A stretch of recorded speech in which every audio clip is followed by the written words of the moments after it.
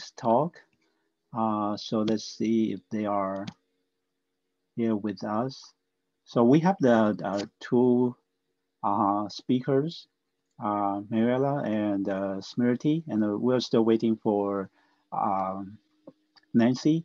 But while we're waiting for Nancy, what I would do is I would read the bio for them, so it will save some time. So I don't know who will start first, but while we're waiting for Nancy, I will just introduce them. Okay, Mariella, Miss Mariella Graziano is GMV's Executive Director for Space System in Italy.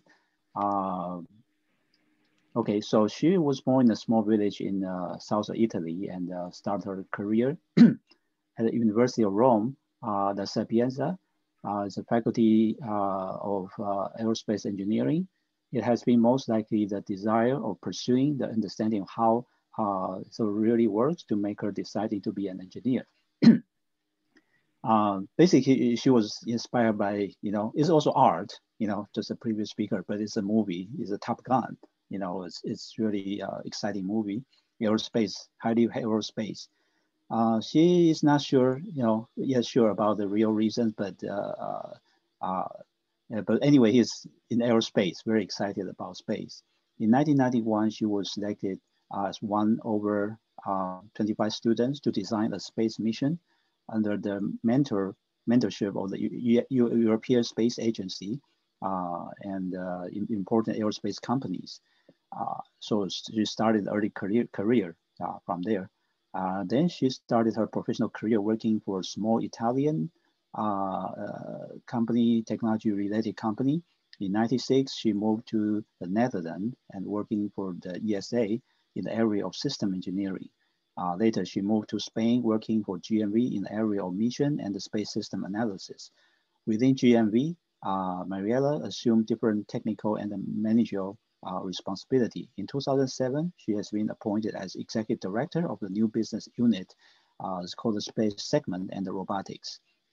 She is a member and the chairman of many international associations, among those Women in Aerospace Europe and IAC Exploration Committee, Planetary Defense Committee, Global Exploration Conference, etc. She is actively involved in STEM education.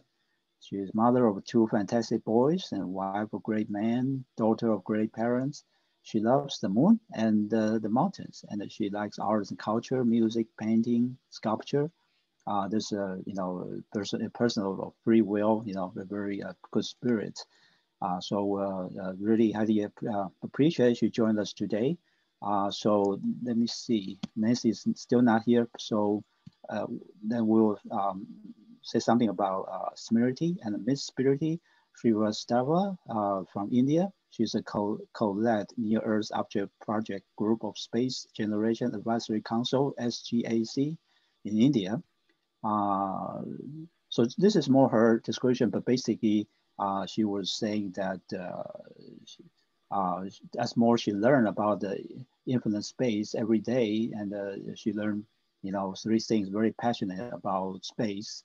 And the first one is the development and advancement of the state-of-the-art space and aerospace technology. The second one is how these technology form applications and our solution to so many problems on Earth. And the third one is how can she utilize her skills, experience, and awareness to serve people through space, aerospace-based solution and tools. To pursue those interests and passion, she recently graduated with a master in aerospace engineering degree from Technical University of Munich in Germany and the Nanyang Technology University in Singapore. During her study, she was invited to perform her master's thesis research at ETH Zurich, Switzerland, with focus on lightweight composite aerospace structures.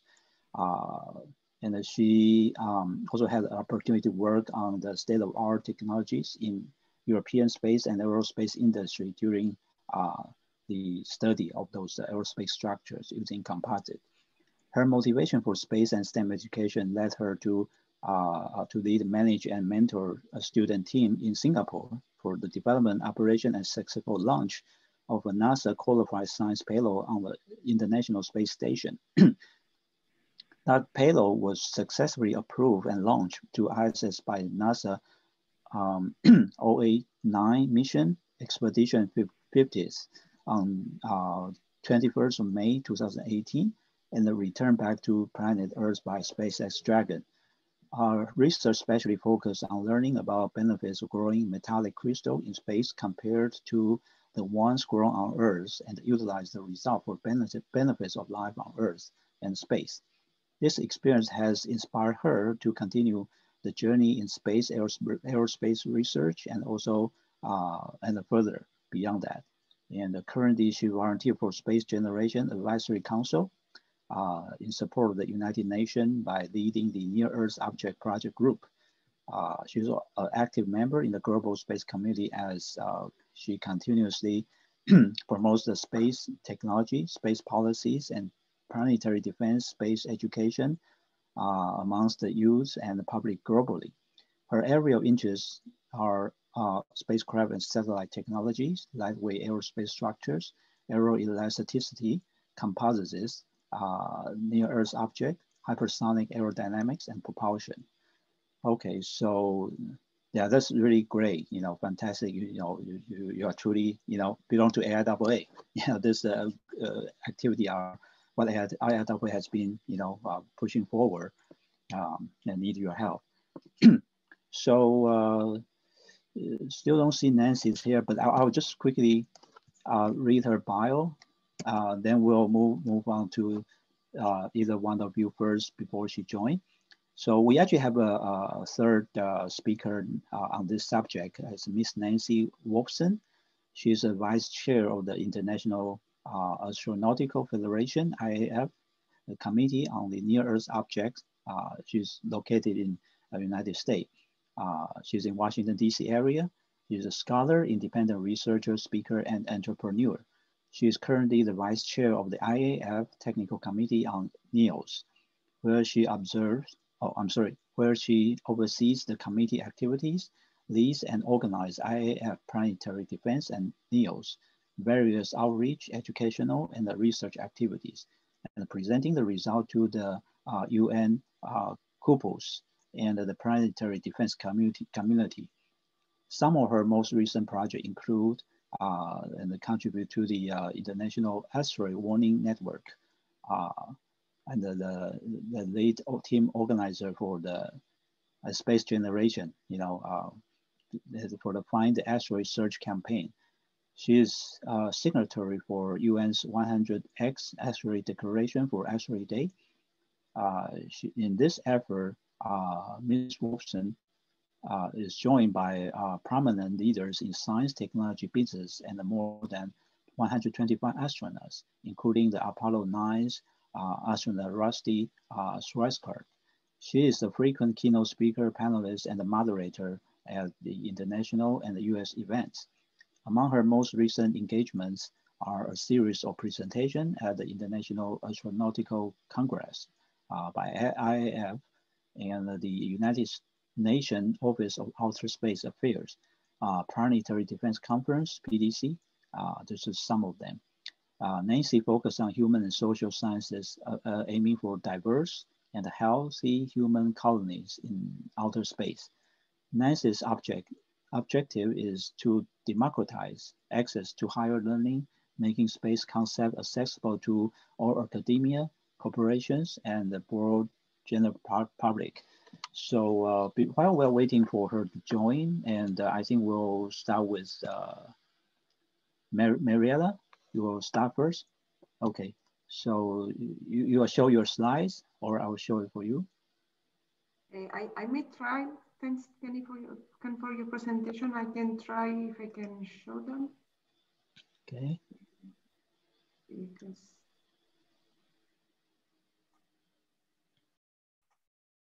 let's see if I can. May you see them? Yeah, great. Go ahead. Okay. Let's see.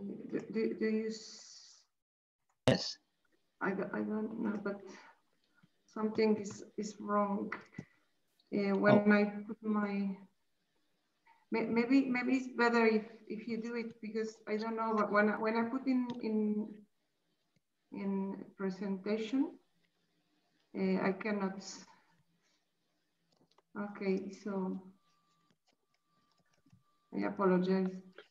Okay, so the idea of today, first of all, thank you very much for inviting us, for your nice presentation. Let's see if Nancy will be also able to join. The idea we have today was a little bit to present what's going on from the technical point of view, but also from, let's say, the programmatic point of view in the planetary defense and NEO detection. So my presentation is going to give a little bit of overview from the technical side, and then my colleagues will also complete this. So first of all, let's see. Okay, first, may you go to the next slide, please? Just very quickly, next one is the next one. Okay, so very quickly, I've been asked also to present where I work. My company is called GMV. It's a company is located in Spain. I'm Italian, but I'm working in Spain. The headquarters is located in Spain, and it's a company that was born by the inspiration of a professor. GMV means Grupo Mecánica del Vuelo, means flight mechanic group. Basically, he was a professor, and he started this company in 1984. And we've been growing and growing, and we are keep on growing, and we are really based on talent, on talented people. So, and we are working in different areas in space, in defense and transportation. And we are, as you can see in the next slide, we are located almost in many, may you go to the next slide, please? Okay. We are located in many places like Spain, Germany, France, Portugal, Romania, Poland, but also in US. In Maryland, working for NASA, and but also in California. So it's a family company, and it's very, very active in many different areas. But maybe let's go directly, Ken. I think it's more interesting for people. I mean, next slide.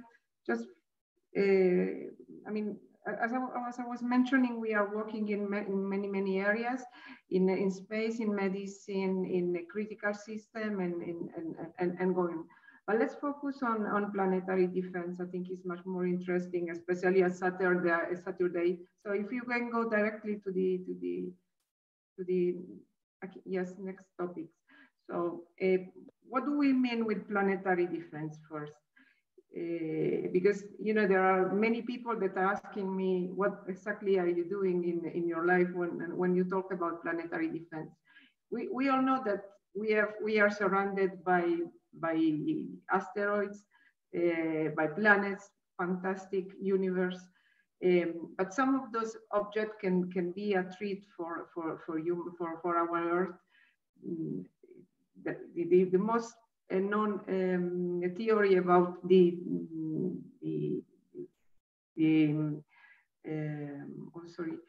dinosaurs extinction is based on the fact that an asteroid came many years ago. So basically, the planetary defense is what we call, is the terms that we use for embracing all the capabilities that we need for detect and warn and try to mitigate the possible effects of asteroids coming in towards the Earth. So, and what we exactly do in a planetary defense? First, we need to find and we need to track all the near Earth objects that might pose an hazard for our wonderful planet. Then we want to characterize them. In order to do something or to see if we can do something, we need to know the way they are, the materials, their dimension, their trajectory, their orbit, their compositions, how do they move, and all the parameters that could be very much important for characterizing those objects and then finding a solution.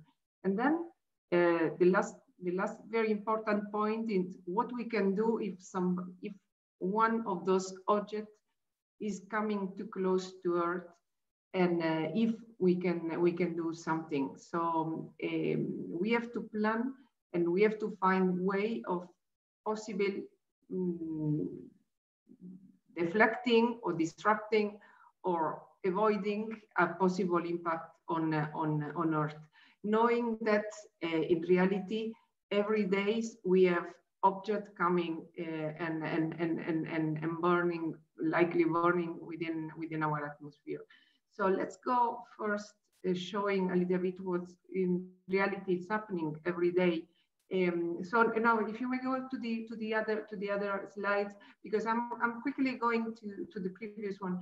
I'm quickly going to one of the most important events that we had for what concern planetary asteroids impact. So in this slide, you can see what happened some years ago in 1908 in Russia, when the 3rd of June, which is also the day that we now use for every year for recalling those events as the Asteroid Day, is a big 40 to 50 meter asteroid entered within the Earth atmosphere and hit the atmosphere only 5 to 10 kilometers from the Earth's surface. It has been a very strong explosion that generated a powerful shock wave that caused a great destruction, destroying in few seconds almost 8 million trees in a very big surface of about 2,000 square meters. Here you can see in this picture on the really left side, you can see a picture of the event, and you can see also that still today there's no vegetation where this happens. In many situations, it happens that many people have started thinking that something strange, not related to an asteroid, occurred, but in reality, it has been demonstrated that it was an asteroid. If you go to the next one, another very important, to the next slide also, another very important event that occurred in February. I mean, I will show that those things are happening every day. So in February 2013, again in Russia, again an asteroid of 20 meters in diameters entered again in the Earth atmosphere with a very big velocity, 63,000 kilometers per hour, and blew apart to 22 kilometers above the ground. During this event, many people got injured, mostly due to the broken glasses, and it has been, I mean, it has been recorded, so we can all see those events. But it's not only, if you may go to the next slide, it's not only what's happening on the Earth. We will be back on Earth with more recent events. Also, the asteroid the effect of asteroids impact are very visible also on the moon surface. Last year, in January 2019, there was the asteroid was cataloged like the asteroid number 100 that crashed, generating a very big thermal glue that was also visible from the Earth. And my colleagues working for the European Space Agency, and in particular for a project called Neliota, were recording those lunar flashes. It's very, I mean, they are, I mean, we can see the crater there, but if we are lucky to really be able to record, you can really see big, nice lunar flashes when those events occurs. Also, going again to, I mean, please for the next slide, going again to other events that are occurring every day, we can recall this 90 Oki asteroid an asteroid of about 100 meters wide, basically the size of a football field, that flew by Earth in very close to our nice planet on 25th July 1920, and was very close, only 1/5 to the distance of the moon. And this was also this was something that was not really detected, and it came. I mean, no, basically we are tracking and we are following many objects, but this one nobody knew that it was there, and it claimed it was a kind of surprise when it was detected just a few days before this really close approach. If you go to the next slide, we can also we can again see another event also that was occurring this year in April. It was expected. This time it was expected was the asteroid cataloged like 1998 OR2. It flew by very close to the Earth. It's a kind of big asteroid, almost 2 kilometers in diameter, and this also passed very close to our planet, so only 6 times further than the moon. This asteroid you can see on the right, really the picture of the body, and it's an ancient rock which is rotating every 4 hours almost. And the video you can see here was taken by the Arecibo Observatory. But also, I mean, if you go to the next slide, may please. Okay.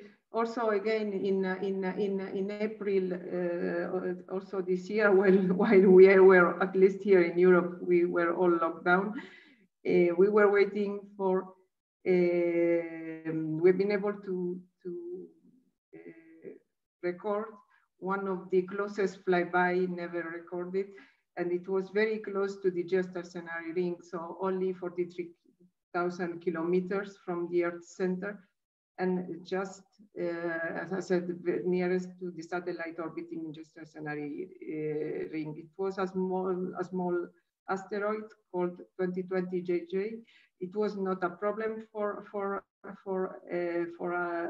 our planet, but I mean, it came very close. But we could keep on discussing on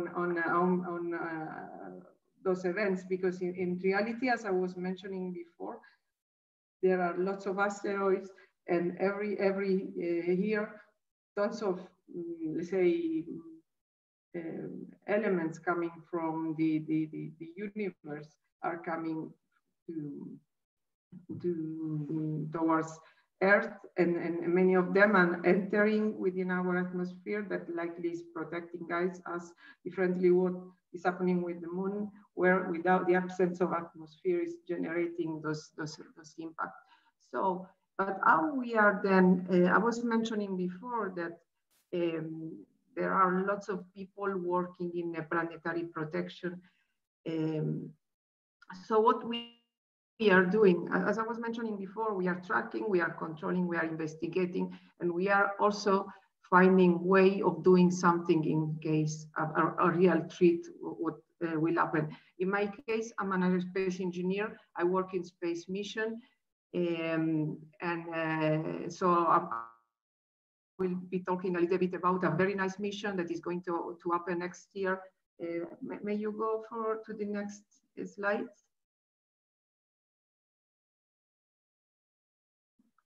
Hello?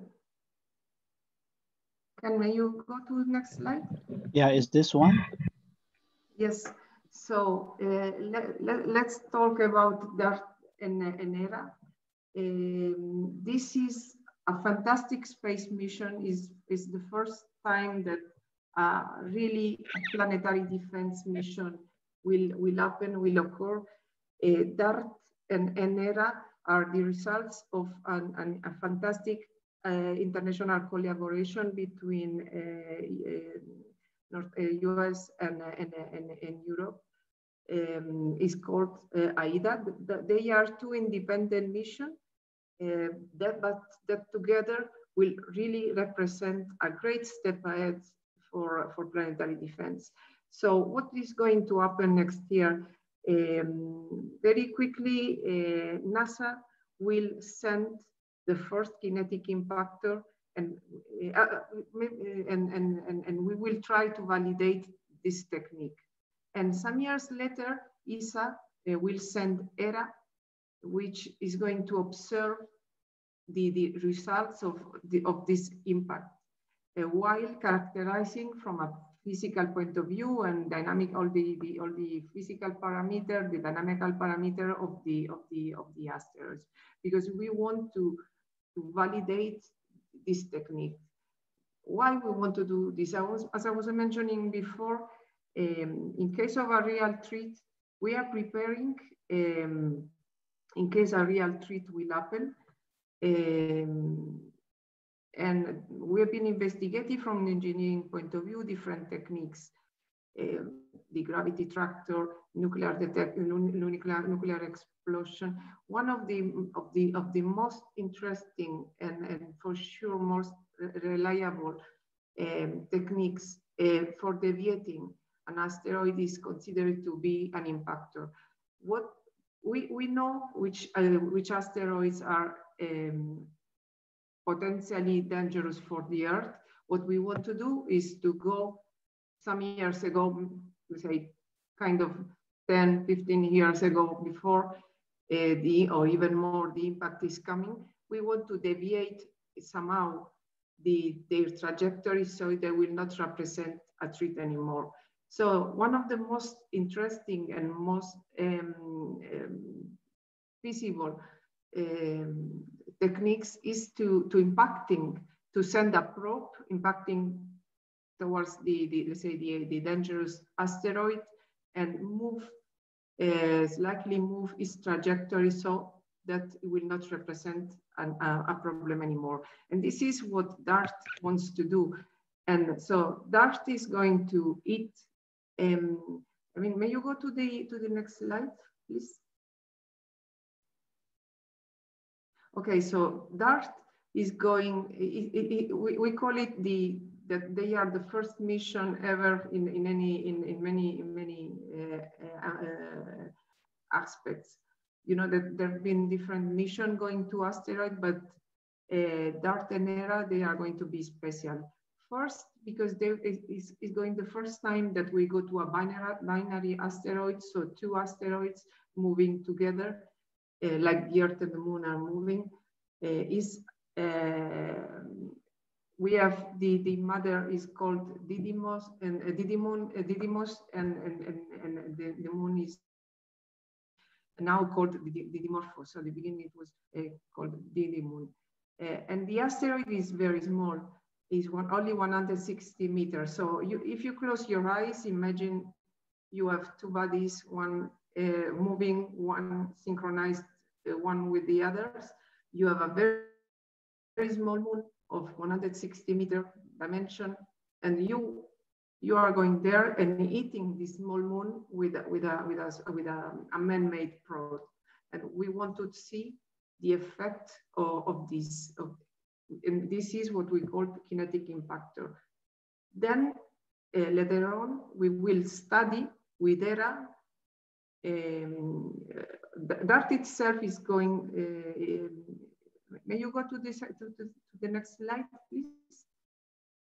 Okay, DART is you can see here what DART is doing. So you can see a representation of Didymos is the main body, the big one. And Didymos is the small one. So DART is going to eat towards the small moon, is going to deviate it. DART also brings an Italian CubeSat.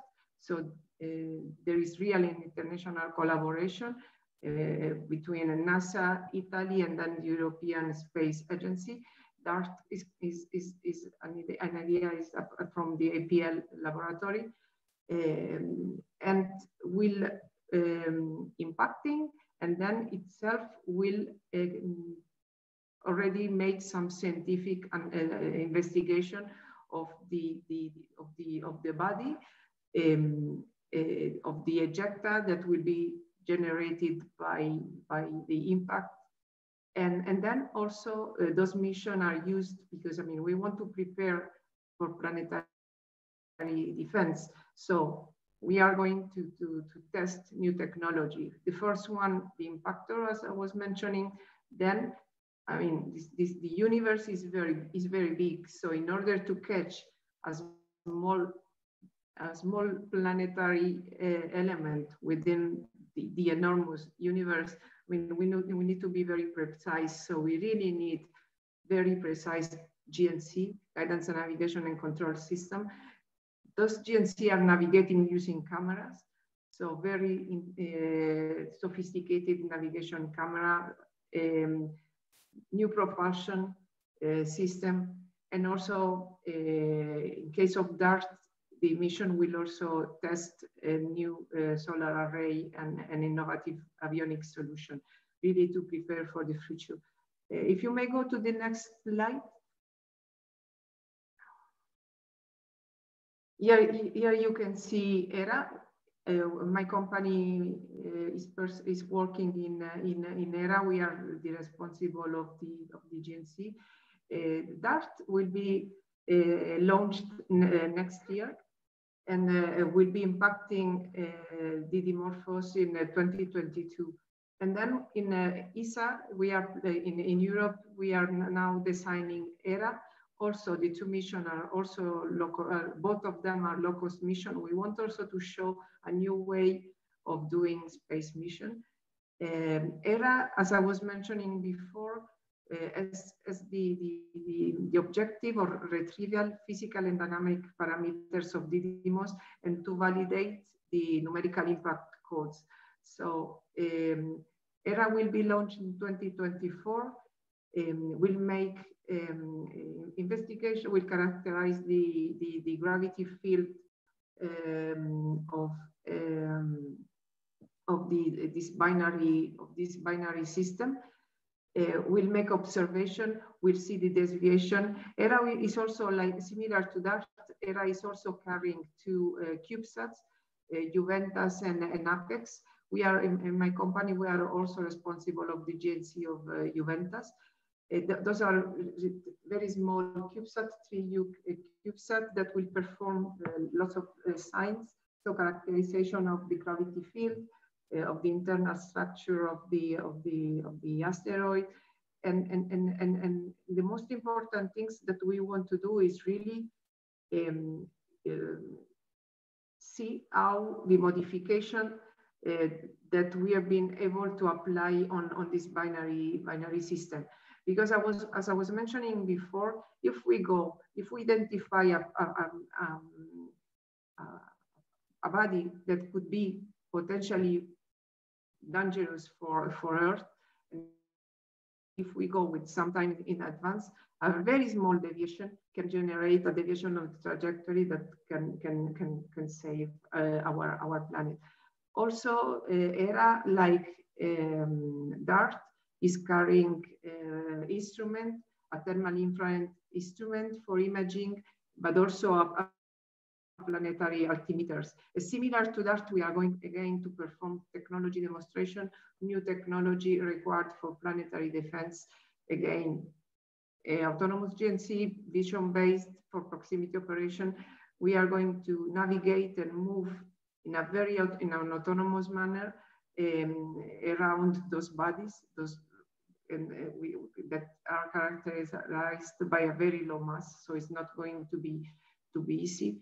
And then a new way of making image processing, and also in our case, as in case of DART, new solution for avionics. If you go to the next slide. Here, let's see if the video is working. I wanted just to show, and this concludes my presentation, hoping that Nancy is joining. So we are, in order to make our solution very reliable, we are performing tests on ground of testing the GNC of Hera. We are using mock-up of the spacecraft, of the binary system. You can see here a mock-up done with the scientific data for Didymos. For Didymos, we are using the model of Itokawa because we don't know it. We have a flight camera model, and we are implementing here. You can see here my team working, implementing all the GNC parameters, or the GNC subsystem, and testing as much as possible in on ground. We have a robotic facility that allows us to have inside flight models to really prepare, tune, and validate as much as possible the algorithms that we are testing. And we will have very critical phases.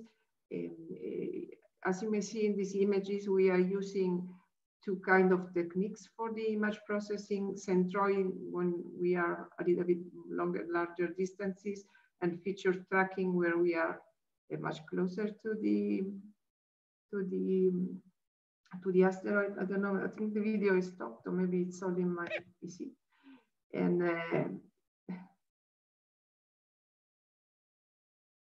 okay, no, maybe it was already done. So this basically, I mean, why so basically this is showing the kind of advances that we are having in a planetary defense from the technological point of view. The defense of planet is going to be an international problem, cannot be only of a single country. So DART and Hera represent a fantastic example on how this problem shall be handled, not only from the point of view of technology required for protecting the planet, but also for the collaboration that are needed in order to assure that we will try to do something effective to protect our planet. And with this, I hope I gave an overview of what's going on in planetary defense from, let's say, the technological point of view. Of course, together with the mission, I just would like to add that there are lots of actions related with ground observations, lots of telescopes, and many people working together worldwide in order to guarantee to the tracking and the characterization of those celestial bodies. And on the other side, there are, as in my case, engineers trying to find a solution for this problem. I see that Nancy has arrived. So.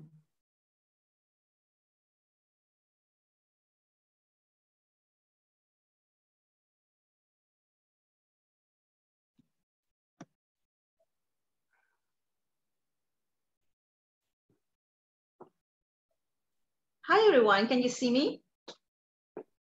Yes. Okay, excellent. So I'm sorry, we have some technical difficulties, and unfortunately,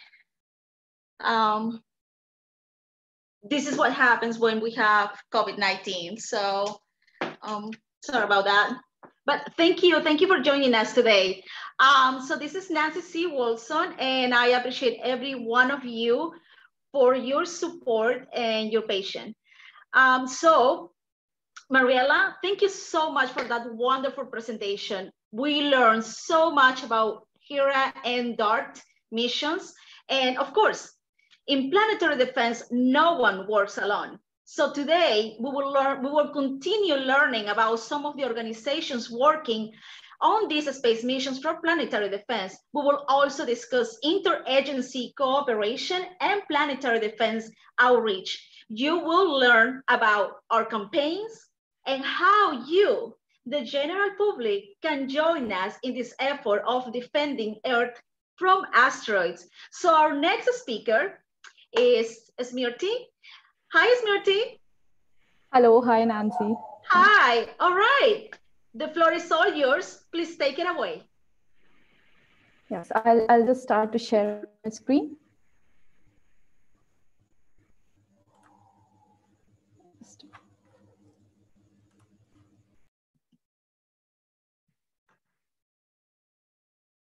Just a moment.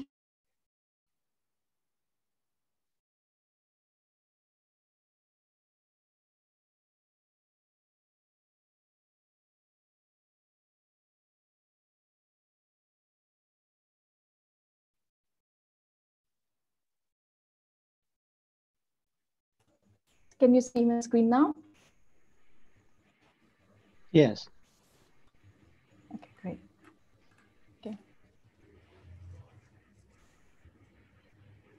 So, hello everyone, welcome from my side. My name is Smiriti Srivastava, and I'm the co-lead of Near Earth Object Project Group at SGAC. So in my role as the project group co-lead, I would like to provide you a picture of who we are, because I'm sure that many of you joining us on this live stream will have a lot of questions like who we are, what we do, and how can you join us. So I'd like to start in particular by introducing you to SGAC. So SGAC is a global non-governmental non-profit organization which represents university students and young space professionals to United Nations space agencies and to space companies, industries, and in academia. SGAC was born more than 20 years ago at the third United Nations Conference on the Exploration and Peaceful Uses of Outer Space. And the main objective that came out for SGAC during that time was to develop a consultative mechanism to facilitate the continued participation of young people from all over the world, especially the developing countries and young women. Now, the purpose of SGAC. So there are basically three main purposes of SGAC. Firstly, it's the first purpose is to create a global volunteer network of university student and young space professionals in the space sector who are committed to taking action and who have a passion for making a difference in the space sector. We connect them to top space experts from industry, from academia, research, and we also provide them the professional development opportunities and basically give them a platform to have a voice in the global space policy. Now, talking about our network, because our network is extremely huge. SGAC is represented in all the 6 regions of the United Nations. We have more than 15,000 members from all over the globe, which means SGAC is represented in 150 countries all over the world. Now, all the events, activities, campaigns, and conferences at SGAC are a wonderful display of how wide and broad our space community is. Now, so what does SGAC does in terms of basically near Earth objects and planetary defense activities? So this can be summarized through the 5 pillars of SGAC. As you can see, the events SGAC organizes, its project groups, the professional development opportunities that SGAC provides, and the scholarship opportunities, and of course, the most important United Nations related activities. So there are more than 10 project groups at SGAC with a special focus on all different topics in space. As you can see, there are 10 different groups focused on near Earth objects, space safety, sustainability, space law and policy, and many more. So if you'd like to explore these project groups, you can visit the website that is mentioned at the bottom of the slide. Now I'll start in particular with the Near Earth Object Project Group. So the Near Earth Object Project Group is dedicated to helping the worldwide planetary defense community to meet nature's greatest challenges. This group basically provides a youth perspective to planetary defense through annual reports, competitions, conferences, public outreach programs related to NEOs. And if you'd like to learn more what we do, you can visit the link mentioned at the bottom of the slide. So now starting with one of the major activities that NEO Project Group annually does is the Find an Asteroid campaign. So SGAC NEO Project Group, in collaboration with International Astronomical Search Collaboration, organizes the Find an Asteroid campaign, where young space professionals, university students from any educational background, can participate and make original astronomical discoveries.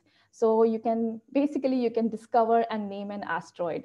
This year's campaign ended yesterday, and more than 50 teams from all over the globe participated, which led to more than 555 preliminary discoveries. So if you're interested to participate next year, just click on the link below and you'll find more information regarding this. Now, talking about our next important activity. Our next important activity is a Move an Asteroid competition. This opportunity provides young students and professionals to develop original ideas related to NEOs. So these, we basically invite abstract or paper submissions from young space professionals, students related to topic of planetary defense, NEO resource utilization, how new resources can basically support in achieving United Nations Sustainable Development Goals. So if you're interested in any of these topics and you'd like to explore more or read the paper submissions that have been submitted previously in like 10 to 20 years, just visit the link mentioned below the picture and you can read all the papers and the submissions there. Now, in parallel to all the competitions and campaigns that we run in the NEO project group, the NEO project group members are annual participant in all the international conferences like Planetary Defense Conference, International Astronautical Congress, GLEX, and of course, Space Gen Congress.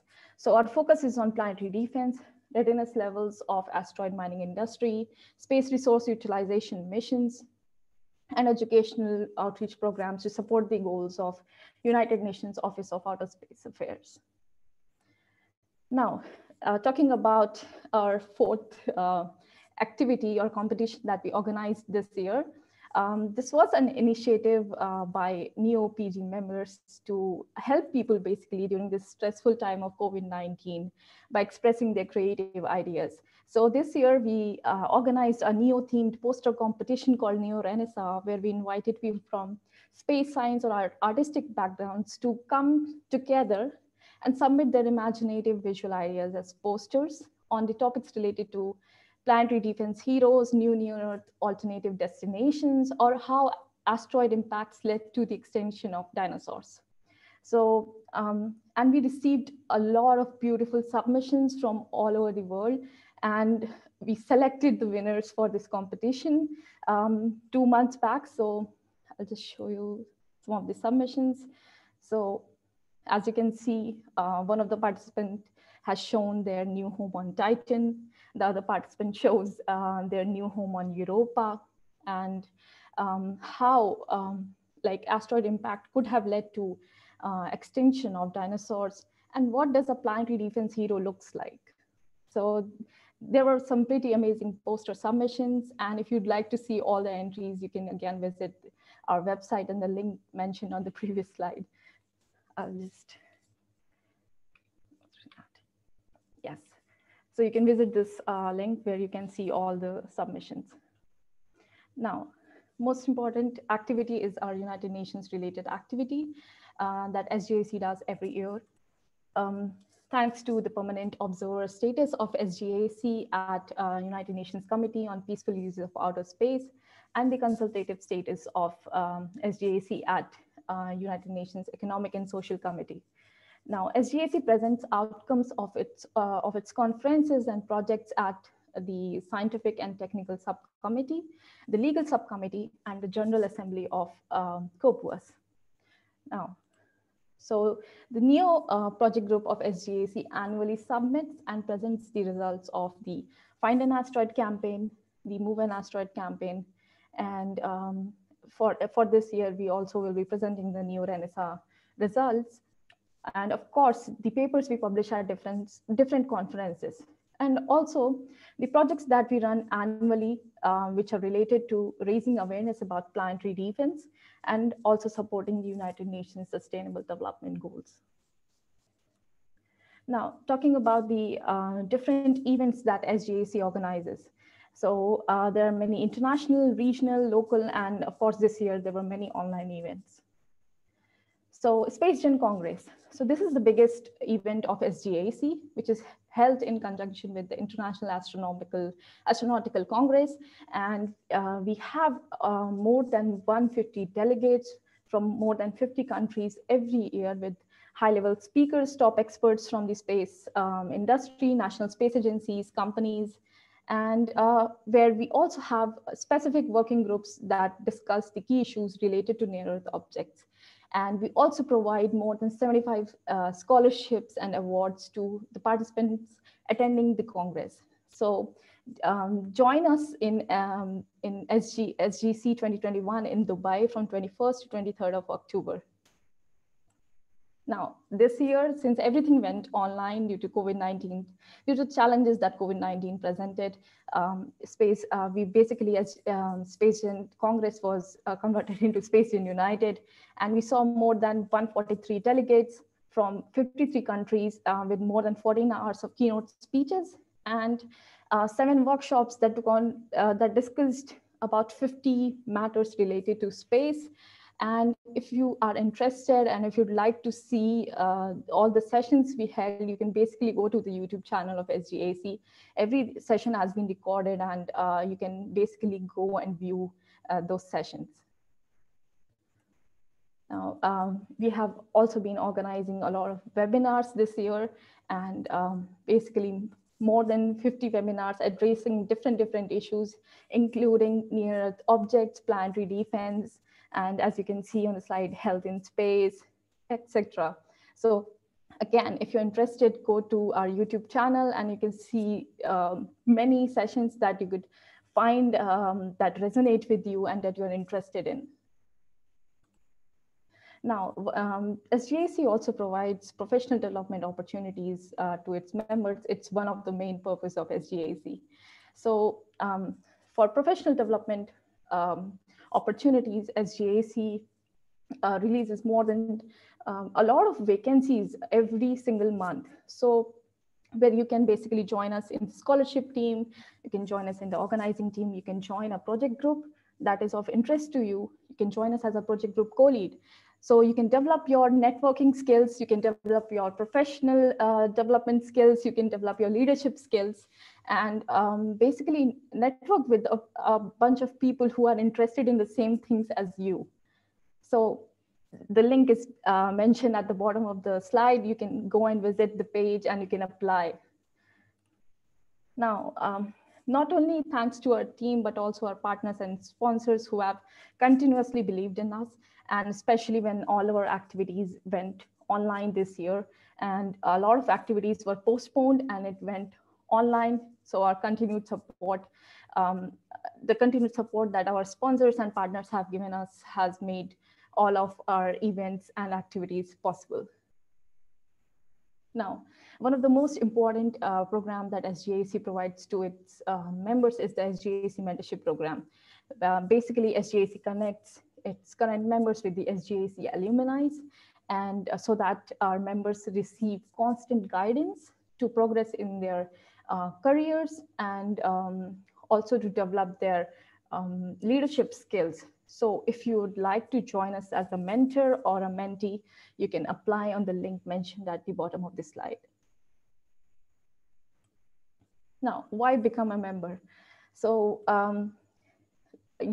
when you join SGAC, you have access to a huge network, like I mentioned, more than 15,000 members and top space experts and leaders who are not just engineers, they're lawyers, some are graphic designers, and basically people from different countries, in different space agencies, in space industry, in companies. So it is a great platform for networking, and you will have access to a lot of scholarships to attend events that are specifically focused on space or planetary defense. And you can basically subscribe to SGAC newsletter for more career opportunities, news and updates, and also to our mailing list so that you constantly receive all the news and information regarding space events or Congress that you'd like to participate in, and the membership is completely free. Now, you can register on the SGAC webpage. You can subscribe to SGAC Near Earth Object mailing list. You can join us on the SGAC Slack, and you can join us on the NEO project group channel. You can even contact your national point of contact from SGAC and basically get to know about the events that SGAC is organizing in your country or in your region, and you can get involved with the team. So just keep a lookout for the vacancies, the scholarship opportunities, and keep on attending events and conferences, because networking is the key. And so join our network, and you can follow us on our social media pages mentioned here, so that you are constantly updated about all our activities. And you can, I mentioned the SGAC NEO project group Facebook page, Twitter pages, so you're constantly aware the events, campaigns, or competitions we are organizing related to planetary defense and near Earth objects. And if you'd like to join the Near Earth Object Project Group, you can write to me at this email ID mentioned here on the slide. And if you'd like to organize something related to planetary defense or near Earth object, I would love to know more about it, and you can write to me on this email ID. So thank you everyone. Oh, thank you. Actually, you are not the first space generation speaker. 2 or 3 years ago, we actually have a lady. She was, I think at that time was in Caltech. She was also in space generation. Wow, that's amazing. Council, yeah. So we invited her, and she was give a talk, and she joined the panel discussion. So you are the second. We hope we have more with you and more with space generation. Thanks to the great network again. Yeah, and the video will be posted, so more people will be able to view it. That's great. That's great. Thank you, Smiriti. That was a great presentation. So, hi everyone again. So far, we have seen amazing information by first Mariella Graziano. As you already know, she is the Executive Director of Space Systems at GMV, and we just enjoyed this wonderful presentation by Smiriti Srivastava. And she is the co-lead of the Near Earth Object Project at a Space Generation Advisory Council. So now we're going to continue with our presentation. I'm going to be connecting the dots for planetary defense.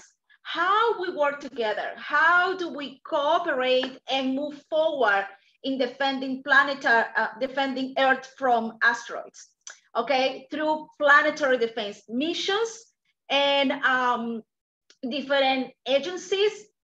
We're going to talk about the interagency collaboration. And of course, then at the end, we will share some resources for you, the general public, to join us in this effort of defending planet Earth from asteroids.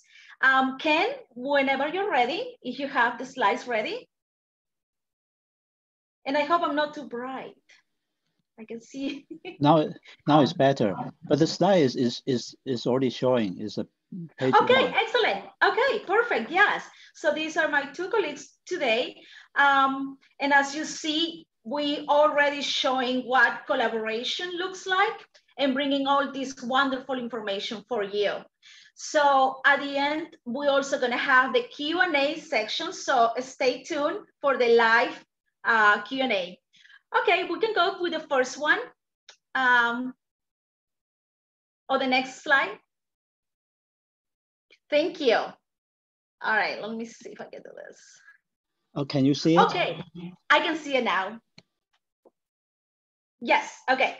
So my part of the presentation is about interagency cooperation.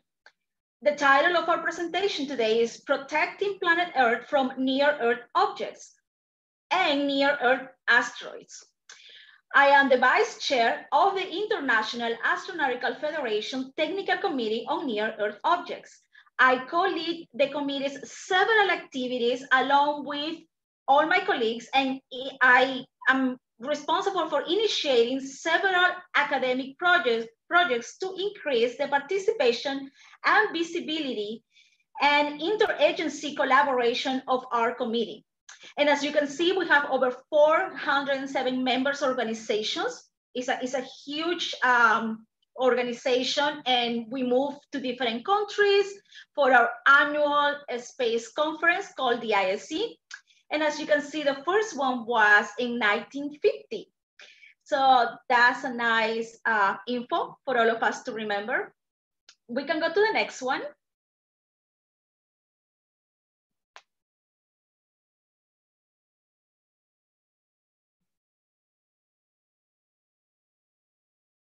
Ken?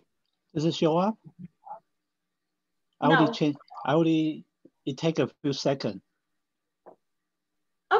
Okay, excellent. Well, it's COVID-19, so we all have to be flexible with all these technical new ways to connect with each other.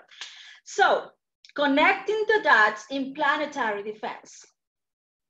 An asteroid hitting Earth is a real threat. While the chance of an impact could be small, the potential consequences of such an impact can be severe, meaning that sensible risk reduction measures should be taken on. While a great part of the conversation among specialists in planetary defense and the NEO community in general goes around the technology needed to protect planet Earth, we have to look into other important components. As you can see in this graph, the synergy between the space missions, interagency cooperation, and communicating with the public. Next.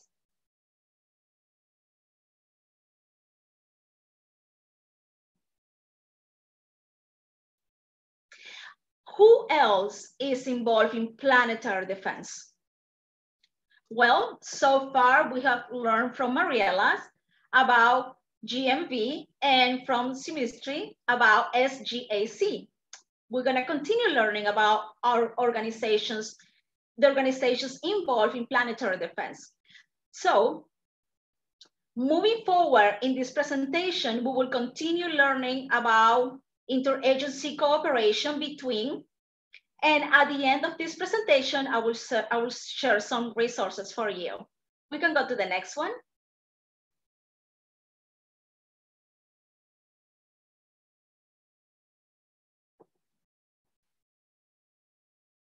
I'm sorry, this is going slow. Okay, so we're gonna do a quick recap. We have learned about Hera and DART's mission. DART and Hera, the mission is intended to test and validate impact models of whether a spacecraft could successfully deflect an asteroid. DART is currently planned to impact in 2022 in a small moon asteroid called 65803 Didymos, while Hera will arrive at the same asteroid sometime in 2026, years later after DART's impact. So you will be able to see a before and an after mission in this collaboration between DART and Hera. And we can also see the interagency collaboration involved in these missions. On the top, you can see ESA. ESA is the European Space Agency. And at the bottom, of course, NASA. NASA, National Aeronautics and Space Administration. We can go to the next one.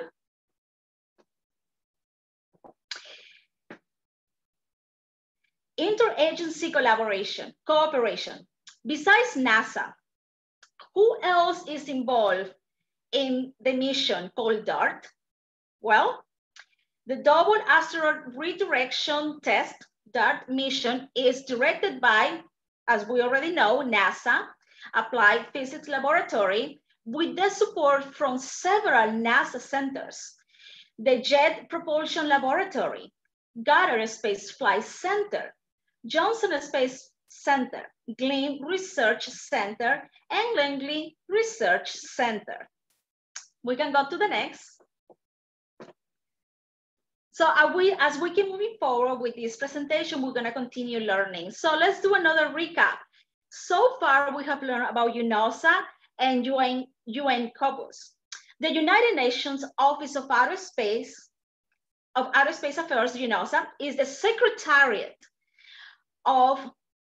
to COBUS and works with member state and international organizations to increase their effort in order to fortify their cooperation in space activities.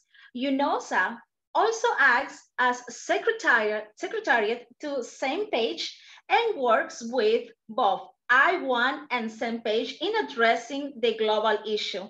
We can go to the next one, but who else I1 and Same Page? Let's learn together. Interagency cooperation.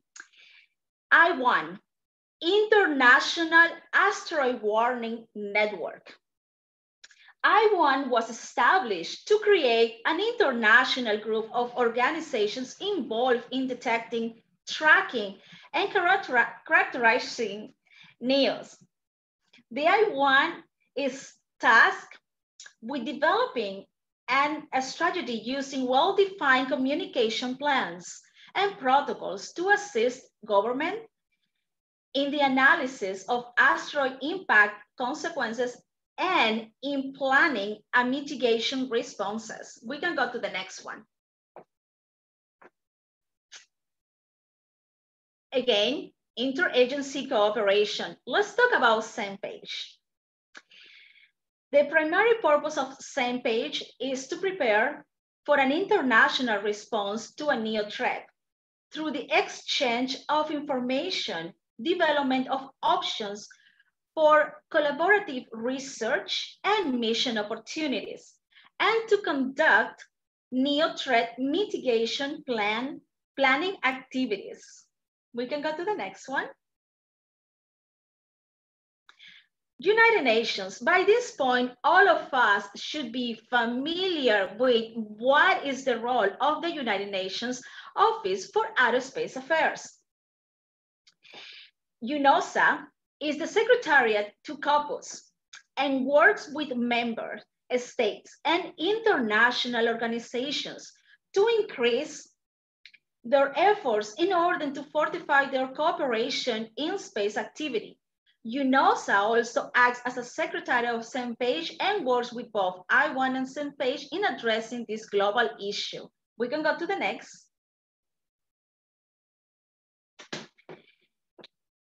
What is the cooperation between UNOSA and I1?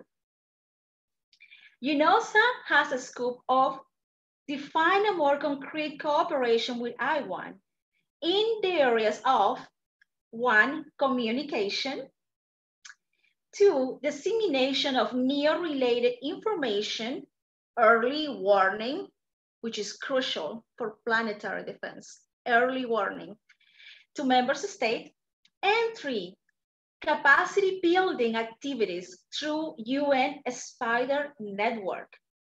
We can go to the next one. We are going to learn together who is UN Spider. UN Spider stands for the United Nations Platform for Space-Based Information for Disaster Management and Emergency. The UN Spider was established in 2006 under UNOSA. This platform facilitates the use of space-based technologies for international disaster management and emergency response. Not just about asteroids, but in any case of a disaster, local or global.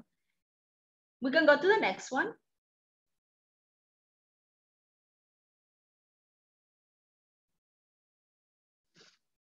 Okay, so we are at the end of my short presentation. We have learned about interagency cooperation. We have learned about I1, Same Page, Spider, UN Spider, and of course, the amazing information that you got from the previous speakers.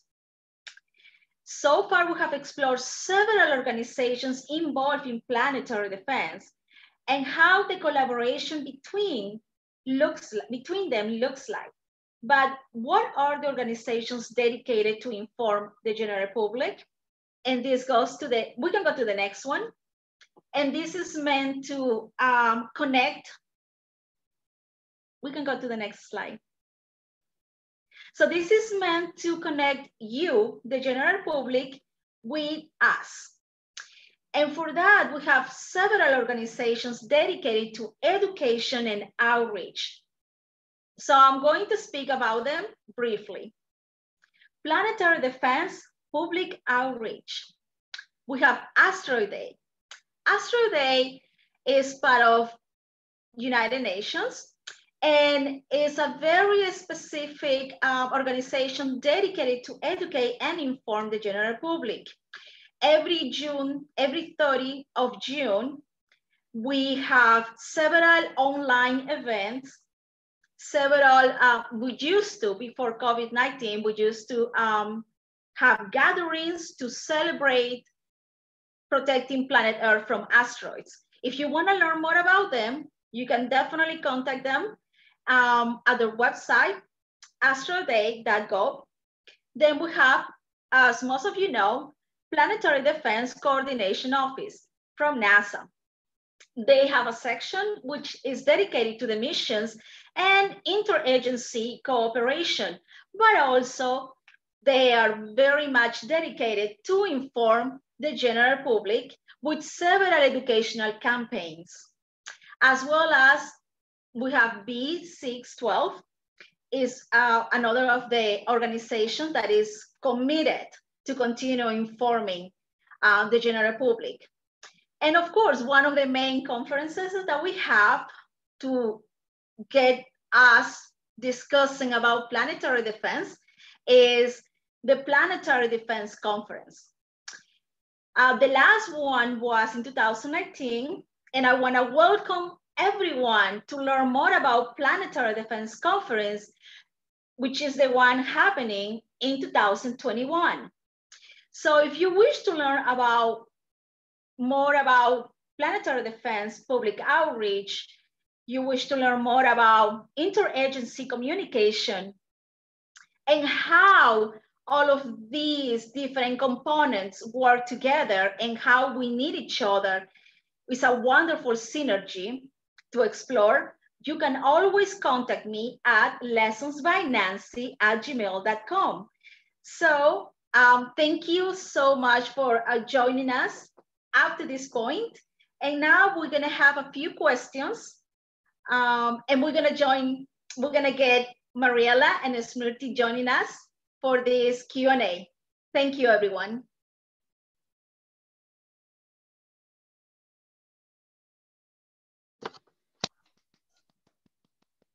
Thank you, great presentation, yeah. Thank you, Ken.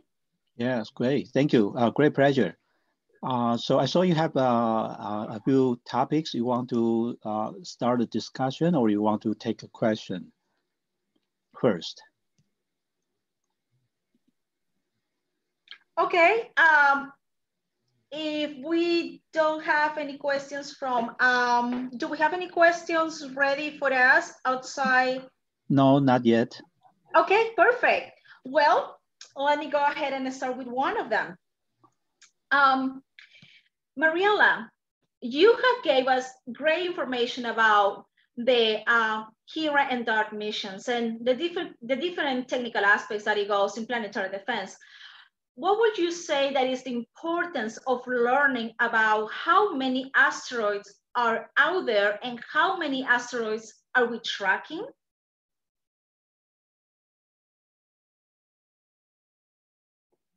Oh, we can't hear you. Your microphone. Okay, sorry, I was on mute. No, as I was mentioning before, within the area of planetary, I mean, there are lots of people and lots of entities working together in tracking all those asteroids. And I mean, there are almost 20,000 asteroids known and cataloged as possible, say, hazard for the Earth. So it's very, very important to know their characteristics, to know where they are, to know their trajectory, and to know that if they can represent one day a problem for our planet. So, and this is something that, as I was mentioning before, is currently done by people working on ground, so with different telescopes and scientists, and then from mission. So it's very, very important, and knowing in advance if one of this body can be a problem is very important, because it's the only way that maybe one day we can do something to avoid the threat. Likely up to now, it has not been necessary, but we are preparing.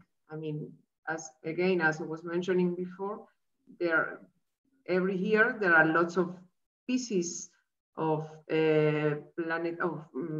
asteroids or comets entering the Earth atmosphere, and they are not representing a big problem up to now.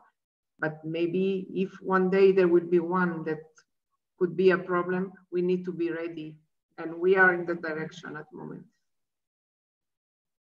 Very good, thank you. So I'm actually quite curious. In your field, what are the main challenges, especially now with this COVID-19? I mean, this story, planetary defense is a big challenge. I mean, we are very small. The universe is very big, so everything is a challenge. In my field, as I was mentioning in my presentation, I mean, preparing a mission that needs to deviate an asteroid and try to move its original trajectory, so to avoid our planet, is a big challenge. We have to, I mean, catching a body that is moving so fast is very far away, and then you have to go with a small probe and catch it and move its trajectory. It's very, very, very complex. The nice things is that there are lots of brains working together. This is one of the few problems that is recognized as a worldwide problem. So we are all working together in different fields. We are engineers, there are legal entities, there are scientists. So the challenge, let's say, we are not alone in this challenge, but the challenges are a lot. There are many.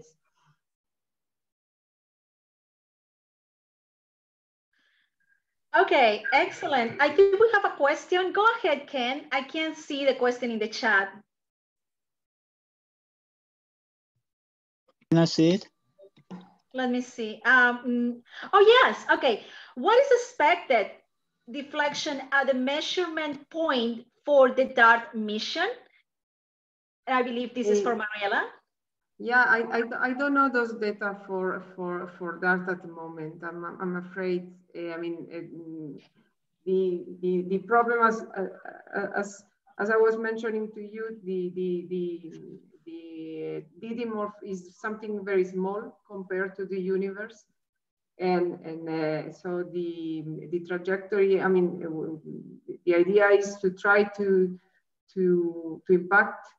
The trajectory is also the GNC is, as I was mentioning before, the way of catching the impact is a mix of ground measurement plus a very complex advanced visual-based GNC. So, but I don't know exactly the numbers for that. Those are from NASA, so I mean, I personally don't know those data, I'm afraid. Okay, excellent. And we have another one. What is the target center? And I understand these are very technical questions. So yeah, I was answering basically to the two questions. Okay, because, I see. Excellent. The body is so small, and so I cannot answer. Excellent, thank you. Okay, let's see. Let's continue. Smiriti, when you got involved with the SGAC, what was your impression about being part of a project that is dedicated to young professionals? Yes, I mean, like young space professionals, university students, or like graduates are like the future space leaders, and they would be leading major projects, major technical missions related to NEOs and planetary defense in the future. So I was pretty excited, and I learned a lot from my peers, my colleagues who are working in SGAC. And like this is the perfect time when like the graduates or the university students need to receive that constant guidance and support, and of course mentorship, and access to perfect suitable opportunities in space, and to be able to connect with the top space leaders in SGAC. So I think like it was pretty amazing, and I'm still learning a lot, and I've been able to connect with so many amazing people like you through this organization and network. Excellent. And what about through COVID-19? How COVID-19 has affected the SGAC activities? Well, I would say not much, because even before COVID-19, our members are all over the world. We are basically working virtually, and all our meetings are held on Zoom or Google Meet, and like we maintain and manage our activities by working online. But I would say the international or the regional activities that are organized, particularly in a country or in a particular locations, they either got postponed or some of them even got cancelled. But the postponed activities went totally online. So I would say not much, because we were used to working online and carrying out and managing the entire aspect of organizing any event or campaign totally online. So yeah. Or if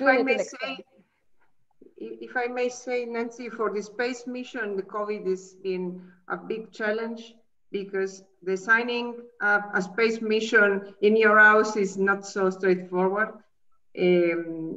I think DART is going to be on time. In Hera, we are at the beginning, so and we are really experimenting a new way of designing mission.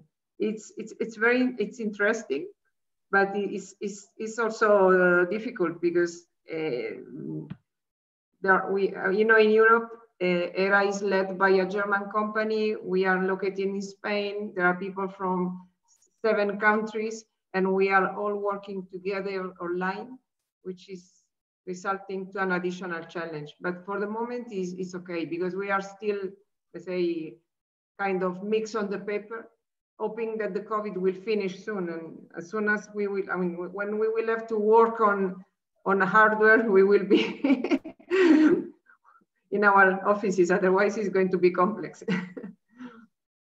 Yes, no, I definitely understand. I actually, not too long ago, just a day or so, I spoke with Ian Cornelli. Of course, you know who is Ian, we all know.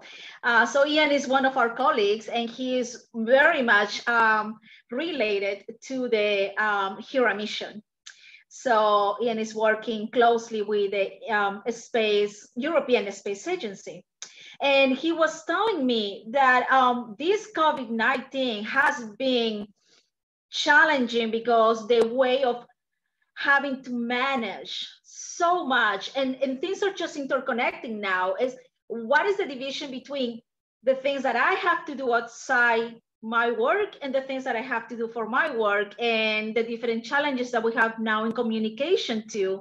We all have to learn new ways. So I keep having very interesting conversations with all my different colleagues, but hopefully we're all going to continue these conversations at the Planetary Defense Conference in 2021. Yeah, so we all, and I want to share this with the public watching us. The Planetary Defense Conference, most likely because COVID-19, seems that it might actually be all virtual. So that is just what it is, which is good and bad. Good because we're still making it happen. And most likely, more people can join us this time. People that cannot necessarily travel can join us through the comfort of their own homes. And unfortunately for me and my colleagues, and probably this is just my feeling, I like to see everybody and I like to chat and share a coffee with everybody and, you know, coffee time, chatting, talking about planetary defense. So if it goes all virtual, well, I guess I'm gonna have to give you a hug from far away, all the way from Washington, DC to different places. So, but if we are lucky and things change, the Planetary Defense Conference will happen in Vienna, Austria. Okay, now everybody knows. So let's see, Ken, do we have time for one more question?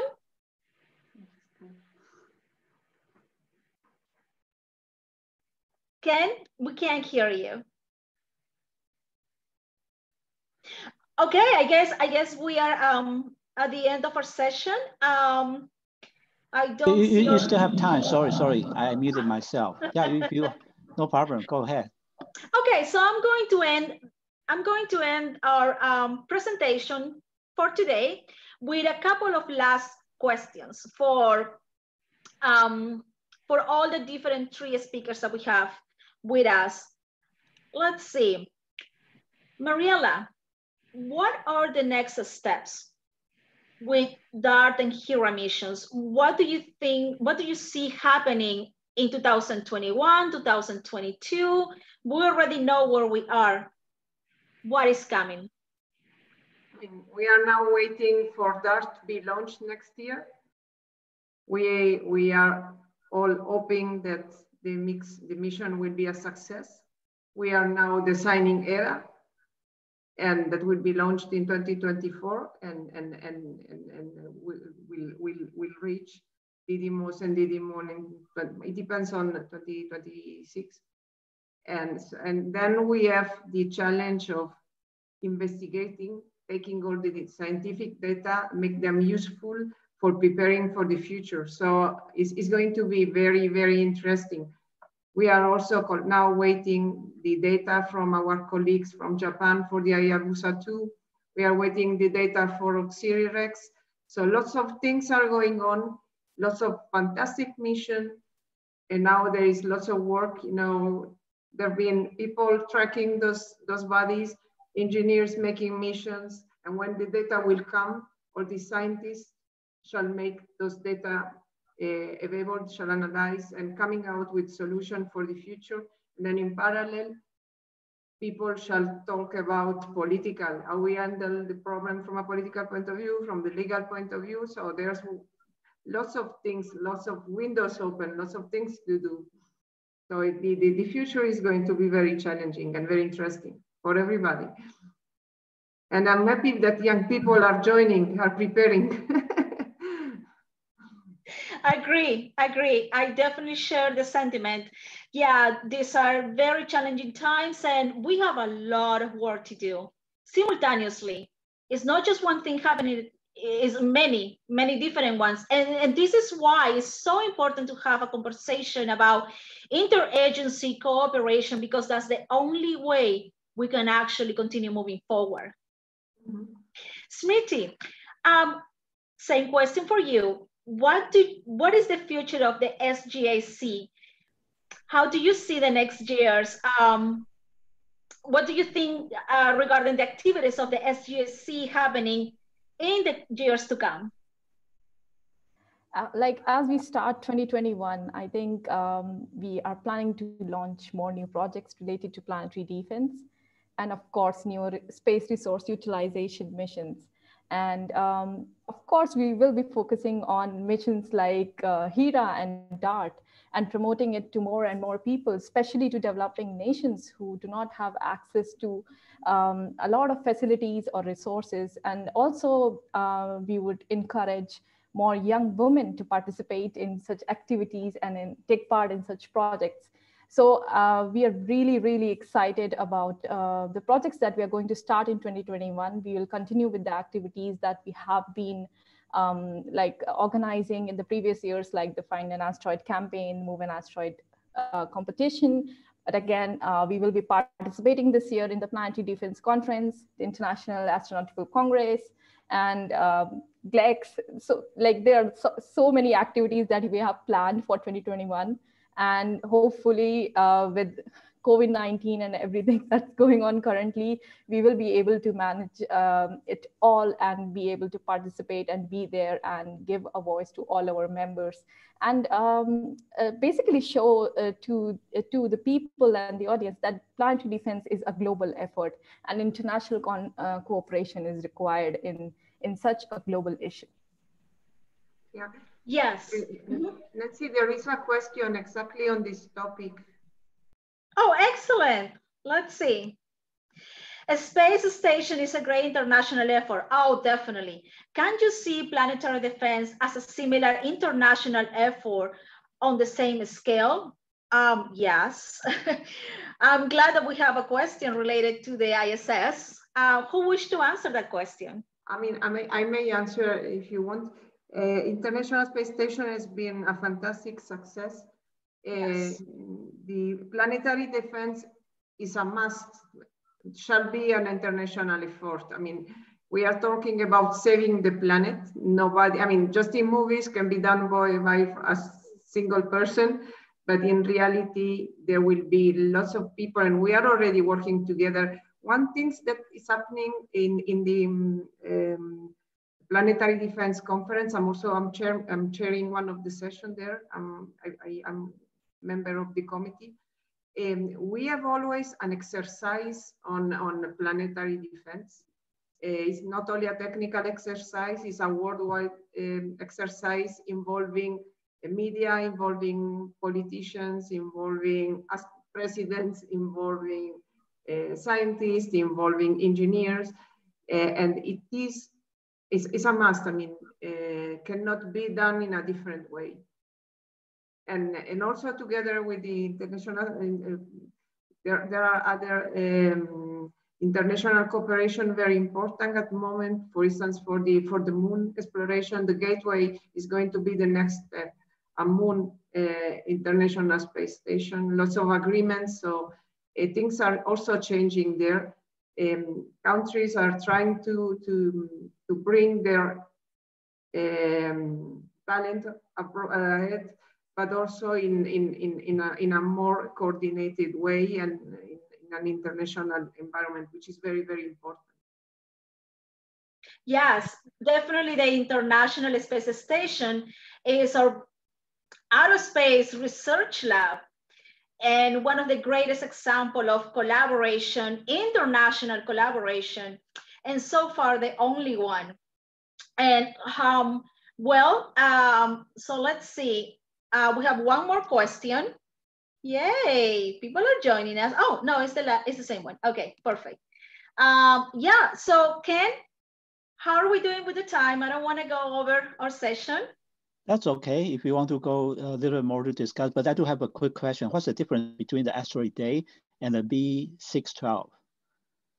Well, they're actually working together. So Asteroid Day is mainly focused on outreach.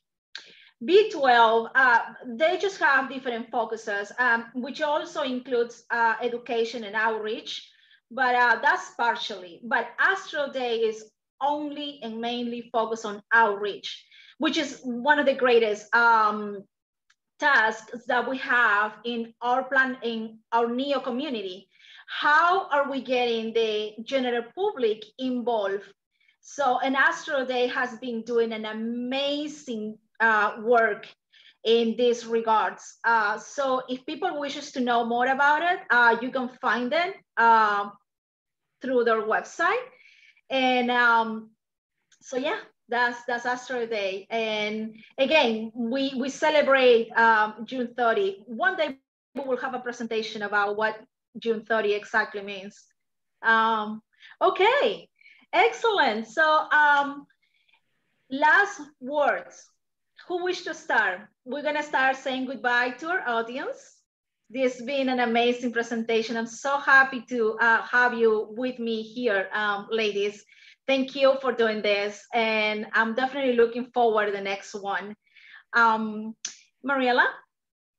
No, I would like to thank you everybody for listening.